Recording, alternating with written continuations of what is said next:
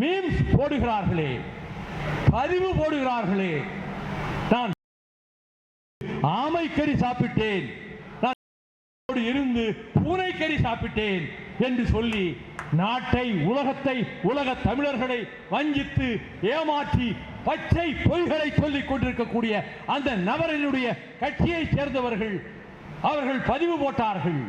ஸ்டெர்லைட்டிலே வைகோ பெரும்பலம் வாங்கிவிட்டார்.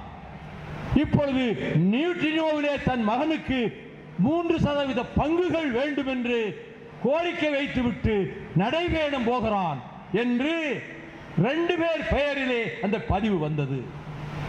நான் புகார் கொடுத்தேன் கமிஷனரிடத்தில். ஒரு நடவடிக்கையும் இன்று வரை கிடையாது. அந்த 2 பேர் முகவரியையும் கொடுத்தேன்.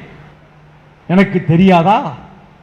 இப்படி வம்பு வளர்ப்பவர்களிடம் நான் கொஞ்சம் கண் சிமிட்டினால், கொஞ்சம் ஓரக்கண்ணால் பார்த்து கவனித்துக் கொள்ளுங்கள் என்று சொன்னால், இங்கே உயிரை கொடுக்கக்கூடிய வீராதி வீரர்கள் தமிழ்நாடெங்கும் இருக்கிறார்கள்.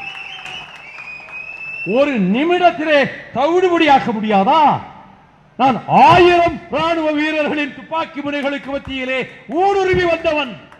என்னை அழைத்து வந்த அவன் பீட்டர் கென்னடி சுட்டுக் கொல்லப்பட்டான்.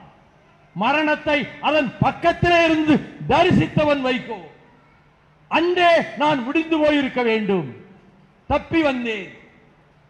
ஆனால் இப்படிப்பட்ட பதிவுகளை தொடர்ந்து போட்டுக்கொண்டே வந்தார்கள்.